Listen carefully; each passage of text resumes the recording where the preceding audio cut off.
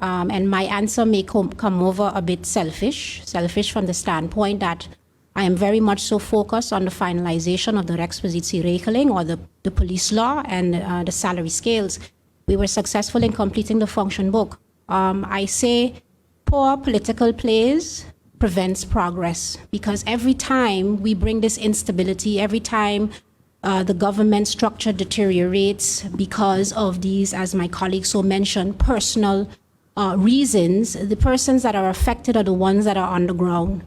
And I speak in particular of those from this ministry, the Ministry of Justice, that for have years been in a position where their personnel matters have gone undone because of this activity. So where is my attention? I cannot necessarily support your position, your perspective when you say, call for new elections, because I'm grateful for every day that I get to push my team to finalize what is necessary, not just for the personnel of the ministry, but also for the community of St. Maarten, because of all that has been undone over these years.